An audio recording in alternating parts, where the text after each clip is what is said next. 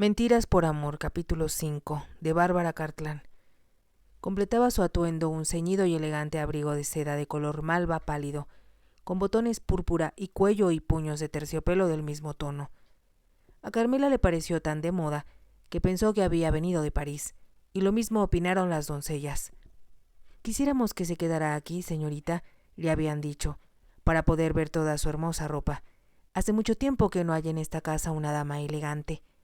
«Espero que el conde empiece a dar fiestas pronto», había comentado ella, por decir algo. «Eso espero», había exclamado una de las doncellas. «Nos aburrimos de no tener nada que hacer, día tras día, mes tras mes, pero como su señoría es un hombre joven, tal vez se case pronto». Mientras hablaba, miraba a Carmela de reojo, como si la considerara la futura esposa del conde. Pero Carmela se dijo que la idea era ridícula. El conde y Emily eran primos hermanos, y se trataba de un parentesco demasiado cercano para que pudiera concertarse un matrimonio entre ellos. «Si el conde tiene en mente un marido para Emily», pensó Carmela, «debe ser algún otro Gale que necesite dinero, y tendré que ser muy cuidadosa para no encontrarme de pronto camino al altar para casarme con una identidad falsa». Era un pensamiento atemorizante, pero se dijo que no debía sufrir innecesariamente. Los compromisos matrimoniales, por lo general, eran largos, y como dentro de 1 o 2 meses la esposa de Jimmy probablemente ya habría muerto, estaría en libertad de desaparecer. Mas, a pesar de todos los argumentos con que se tranquilizaba a sí misma, su corazón empezó a latir locamente cuando la doncella exclamó: «Ya llegamos, milady. Ahora sabrá si todavía se acuerda de Galeston. Tenía solo 5 años cuando estuve aquí por última vez. Me resulta difícil recordar nada». Unos minutos más tarde, al ver la gran mansión que estaba frente a ellos, le pareció imposible que nadie pudiera olvidar tan magnífico edificio. La condesa le había contado que la casa había sido construida originalmente sobre los cimientos de un monasterio y que después había sido alterada, modificada y agrandada por sucesivas generaciones Gale. Durante el siglo anterior, el abuelo de Emily le había añadido una nueva fachada de altas columnas corintias, adornada en lo alto con urnas y estatuas traídas de Grecia. El resultado era tan impresionante y la mansión tan enorme que Carmela se sintió pequeña e insignificante, y ya no pudo combatir más su profunda inquietud. Los caballos que tiraban del carruaje parecieron darse cuenta de que llegaban a casa, pues apretaron el paso en cuanto cruzaron el puente de piedra sobre el lago y se dirigieron hacia la puerta principal. Una serie de escalones conducía a la imponente entrada, y en cuanto el vehículo se detuvo, fue extendida una alfombra roja para que Carmela subiera por ella. Sintiéndose casi como si la condujeran a la guillotina, Carmela descendió del carruaje. La esperaban varios mozos de elegante librea y pelucas empolvadas, que se inclinaron respetuosos. Le sonrió, tímida, como respuesta, y al llegar a lo alto de la escalinata vio al viejo mayordomo, quien le dijo: «Bienvenida a casa, milady. Es un día feliz para todos los que la recordamos, el tenerla de nuevo entre nosotros». «Gracias», respondió Carmela. «Solo me hubiera gustado que mi abuela estuviera conmigo».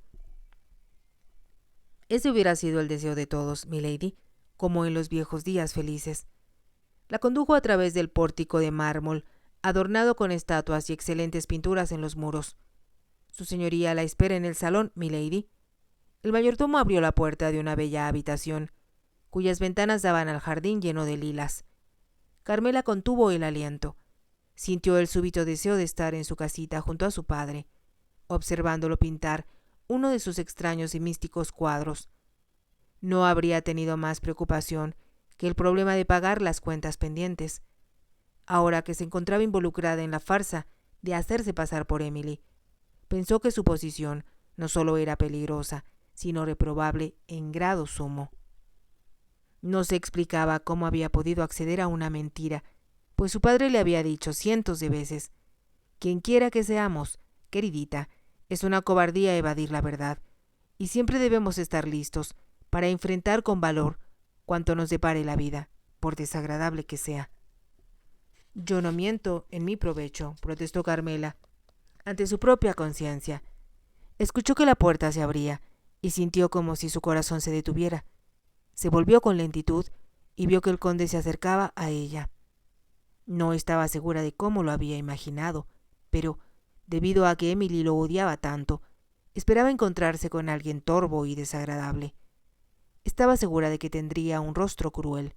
Sin embargo, el hombre que caminaba en su dirección era alto, delgado, increíblemente apuesto y vestía a la última moda. Carmela notó también que llevaba la ropa con cierto aire informal, como si no le concediera importancia, y presintió que habría preferido portar uniforme. No supo por qué pensaba así, pero conforme se acercaba y lo veía observarla con ojos críticos y penetrantes, se le ocurrió pensar que tal vez, después de todo, esa agradable apariencia podía esconder al logro que Emily había descrito. «Encantado de conocerte, prima Emily», dijo el conde, al llegar a su lado, y Carmela hizo una leve reverencia. Le extendió la mano, y ella sintió la fuerza de sus dedos cuando él la tomó, como si la hubiera capturado, y no pudiera escapar de él. «¿Tuviste buen viaje?», preguntó el conde. «Sí, gracias. Tus caballos son muy rápidos y nada nos detuvo en el trayecto». «Ven, siéntate», sugirió él. «¿Deseas algo de beber?» «No, gracias. Pronto estará listo el almuerzo. Estoy seguro de que querrás explorar este sitio, al que no has venido en años». «Sí, claro». Carmela, avergonzada, no se atrevía a levantar los ojos hacia el conde, pero estaba consciente de que él no solo miraba sus facciones, sino que trataba de escudriñar su alma, como si sospechara que no era quien pretendía ser. Tuvo que repetirse varias veces que era ridículo pensar así. Se parecía a Emily, vestía como ella, y ninguno de los Gale la había visto desde que tenía 5 años. ¿Por qué iban a imaginar, siquiera por un instante, que era otra persona? «Sé que todavía llevas medio luto por tu abuela», decía el conde. «Yo no estaba en Inglaterra cuando ella murió, y hace apenas un mes que me enteré de que te habías quedado sola». Carmela no dijo nada, se limitó a inclinar la cabeza, pensando que en ese momento, también, él había sabido que Emily había heredado una cuantiosa fortuna. Como el conde parecía esperar su respuesta, dijo después de una pausa: «Pasé una temporada en Francia, con algunas amistades de la abuela». «¿En Francia?», preguntó el conde. «Supe que no estabas en tu casa, pero no imaginé que estarías en el extranjero». «Mi abuela tenía sangre francesa y siempre quiso que visitara ese país, ya que tenía muy hermosos recuerdos de él antes de la guerra». «¿Y qué te pareció a ti ahora?» «Me encantó, tanto el país como su gente», respondió Carmela un tanto evasiva. «Sufrieron mucho bajo Napoleón», observó él. «Ahora solo podemos esperar que sean capaces de reconstruir su nación y hacer un buen papel en la restauración de Europa». Hablaba como si fuera un asunto que le concerniera en lo personal, y Carmela hubiera querido hacerle muchas preguntas acerca de Francia, pero comprendió que era un tema peligroso, ya que ella era muy ignorante al respecto. «Oí hablar mucho de esta casa», dijo, cambiando de tema, «pero me parece más impresionante de lo que esperaba». El conde sonrió. «Eso fue lo mismo que yo sentí cuando regresé de Europa, para tomar mi lugar como cabeza de familia». Titubeó un poco antes de añadir: «Como comprenderás, Emily, eso me convierte en tu tutor, y como tal, he hecho ya algunos planes para tu futuro, los cuales discutiremos más tarde. Creo que por ahora preferirás cambiarte de ropa antes de almorzar». «Sí, claro», convino Carmela, poniéndose de pie con rapidez. El conde la acompañó hasta el piso de la escalera y miró hacia arriba al decir: «La señora Humphreys, el ama de llaves, quien dice que te vio nacer, te espera para mostrarte tu dormitorio. Estoy seguro de que te atenderá bien». «Gracias». Carmela subió la escalera y se percató de que sentía un gran alivio al alejarse del conde. La reanimó mucho la efusiva bienvenida de la señora Humphreys, que opinaba que Emily había sido una criatura adorable de pequeña, y le aseguró que todos echaban mucho de menos a su abuela. «Nunca ha habido nadie como la señora», le dijo, mientras la ayudaba a quitarse la ropa de viaje. «Parecía una reina cuando se daban fiestas aquí en Gaileston. Claro que entonces yo era apenas una jovencita, y hasta la propia casa me parecía un palacio». «En realidad lo parece», exclamó Carmela sonriente. Esperamos que su señoría empiece a dar fiestas como en aquellos días. Después comentó que todos habían quedado muy tristes desde la muerte del joven vizconde y que su padre jamás se había recuperado de la pena. Fue un golpe tremendo para su señoría, comentó la señora Humphreys, y yo solía desear que usted volviera para alegrarlo un poco. Después de todo, milady, también usted era su hija. Pero no recuerdo que él jamás lo haya sugerido siquiera, contestó Carmela, advirtiendo que las palabras del ama de llaves encerraban un reproche. Todas estas riñas entre familias son un error, señorita. Ya es bastante malo que una nación pelee contra otra, para que una madre se pelee con su hijo. No es correcto, y nadie me podrá convencer de lo contrario. Estoy de acuerdo. Bueno, pero ahora usted ha vuelto, y aunque su padre ya no esté aquí, Dios lo tenga en su gloria. Estoy segura de que ayudará al conde como nadie más puede hacerlo. Carmela sintió deseos de decir que su señoría parecía ser muy dueño de sí mismo, y que no necesitaba ayuda de nadie. Mientras más pensaba en él, más convencida se sentía de que era un hombre temible, aunque no exactamente en la forma que Emily le había hecho suponer. Lo que pasaba era que debía estar en guardia contra él, pues tenía la impresión de que le estaba juzgando. Aunque no dejaba de reconocer que era natural que él tuviera ciertas reservas con alguien que había estado alejado tantos años de la familia. Cuando terminó de reponerse y de ponerse otro de los hermosos vestidos de Emily, uno blanco con ligeros toques de malva, en las zapatillas y en el lazo que adornaba su cabello, la señora Humphreys la condujo hacia la escalera. «Está preciosa, milady. Parece salida de un cuadro», le dijo. «Ahora dispóngase a disfrutar de su estancia aquí, tanto como nosotros disfrutaremos su presencia. Así todos seremos felices». Mientras hablaba, la señora Humphreys se asomó por el barandal, y a Carmela le pareció que miraba a su alrededor con cierto recelo, como si temiera que el conde la escuchara. Incluso los sirvientes le temen, pensó, y se preguntó por qué. Bajó la escalera, consciente de la elegancia de su vestido, de su nuevo peinado y del toque ligero de polvo en la punta de la nariz. Cuando uno de los lacayos atravesó con rapidez el vestíbulo para abrirle la puerta del salón, escuchó voces y se dio cuenta de que el conde no estaba solo. Era algo que no había esperado.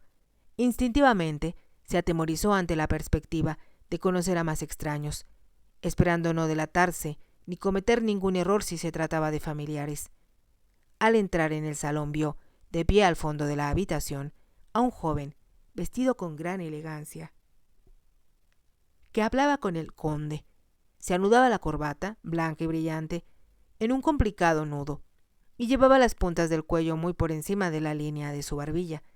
Su chaqueta era tan ceñida que parecía formar parte de su cuerpo, lo mismo que los pantalones color champaña. Resplandecían sus altas botas militares, de cordones dorados y, cuando movió una mano, la luz del sol hizo saltar destellos de un anillo enjollado. Mientras caminaba por el largo salón, Carmela advirtió que el conde y su acompañante habían interrumpido su conversación al verla acercarse. Cuando llegó junto al conde, lo escuchó decir: «Permítame presentarle, señor, a mi prima Emily Gale, Su Alteza Real, el príncipe Frederick von Hohenstein». Carmela hizo una reverencia y el príncipe se inclinó mientras decía, en perfecto inglés: «Encantado de conocerla, milady». «Mi prima no había estado en Gaelston desde que era una niña», explicó el conde, «y la casa le parece tan impresionante como a mí. Es un cambio notable después de las barracas en que usted vivía durante la guerra», comentó el príncipe. «Eso fue en Portugal», contestó el conde, «pero su país, señor, tenía bastantes comodidades». «Lo cual era mucho más de lo que yo tenía», observó el príncipe entre risas. Ahora que estaba más cerca de él, Carmela notó su inconfundible aspecto extranjero y se preguntó cuál sería el motivo de su presencia en esa casa. Como ellos continuaron hablando, pudo enterarse de que, mientras el conde estaba con el ejército de ocupación, después del cese de hostilidades, había pasado un tiempo en el país del príncipe. Trató de recordar dónde estaba Hohenstein y pensó que debía ser uno de los pequeños principados alemanes conquistados por Napoleón y que, según recordaba, habían recuperado su condición de reinos bajos del Tratado de Viena. De todos modos, se sentía muy ignorante al respecto y agradecía que, al menos por el momento, ambos hombres se concentraran en hablar entre sí, sin hacer ningún intento de incluirla en la conversación. Eso no quería decir que el príncipe se propusiera ignorarla. Durante todo el almuerzo, Carmela notó que tenía los ojos fijos en ella. Parecía estarla midiendo, como antes lo hizo el conde. Carmela no había podido conocer con exactitud el motivo de la estancia del príncipe en Inglaterra, pero era evidente que llevaba una excelente relación con el conde, pues con frecuencia se refería a él con admiración y gratitud. No cabía duda de que el conde había ayudado mucho al príncipe a reinstalarse en su país. Pensó y decidió que apenas tuviera oportunidad, buscaría un atlas para aprender algo de un país del que no sabía nada. El almuerzo fue espléndido y los atendieron varios sirvientes. El servicio de plata era impresionante, como lo era el comedor, de cuyas paredes colgaban retratos de los antepasados del conde, pintados por famosos artistas.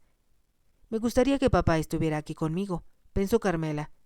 Sabía que no solo sería capaz de reconocer a los autores de la mayoría de las pinturas, sino que le contaría divertidas anécdotas acerca de ellos.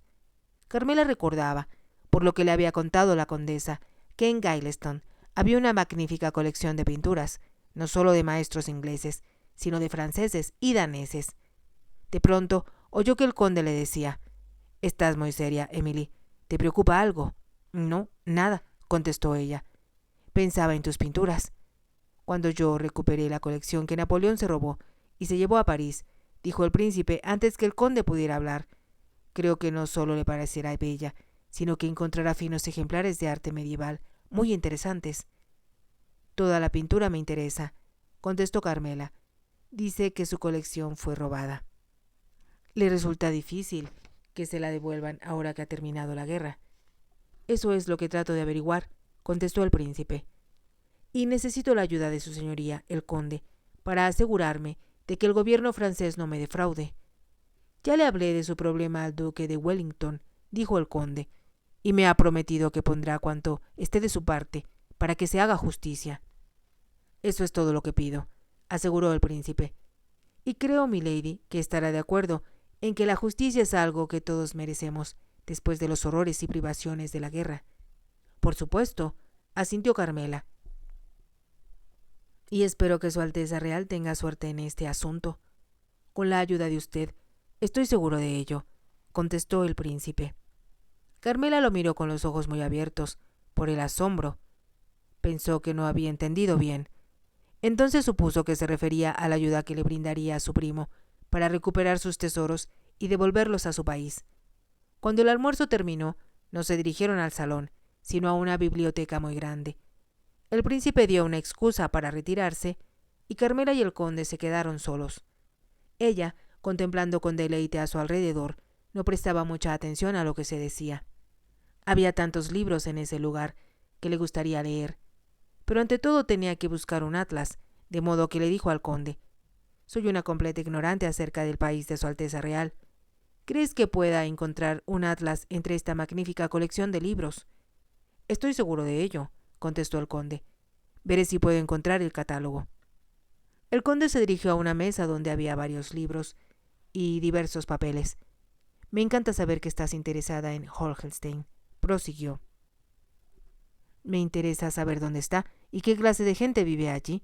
Por el nombre, supongo que hablan alemán. Holgenstein está en la frontera de Alemania y Francia, así que la gente es mitad alemana y mitad francesa», contestó el conde. «Descubrirás que son encantadores, que ansían ser amistosos y que están muy felices de que la guerra haya terminado». «Como la mayoría de la gente», observó Carmela. El conde buscaba entre los papeles y al fin exclamó: «Aquí está el catálogo». Buscó lo que necesitaba y entregó a Carmela un libro empastado en piel roja. Ella lo colocó en una mesa larga, casi en el centro de la habitación, y lo abrió. Volvió las páginas hasta que encontró un mapa de Europa, y el conde le señaló un pequeño país en la frontera inferior de Francia. «Este es Holgenstein, tu futuro país». Carmela se puso rígida, y después de un momento preguntó: «¿Qué dijiste?» «Pensé que ya habías adivinado por qué estaba aquí el príncipe». Carmela levantó la vista y miró fijamente al conde. No comprendo lo que me quiere decir. Lo aclararé entonces, contestó el conde. Como tu tutor, he hecho arreglos para que te cases con su Alteza Real, el príncipe Frederick, quien, desde cualquier punto de vista, es un partido inmejorable. Carmela se puso furiosa. Lo arreglaste sin pedirme mi autorización. No imaginé que te opusieras. A Carmela le pareció percibir una nota de auténtica sorpresa en la voz del conde y se apresuró a decir: Por supuesto que me opongo. ¿Cómo puedes creer que yo, o cualquier otra mujer, esté dispuesta a casarse con un hombre a quien nunca ha visto y con el que solo ha hablado unos cuantos minutos? El conde la miró como si no pudiera creer lo que escuchaba.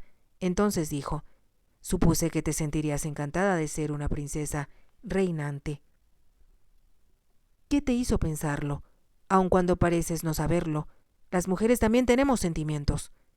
Durante un momento, el conde pareció no encontrar palabras para contestar, pero después dijo: Si te ha gustado, te invito a que te suscribas.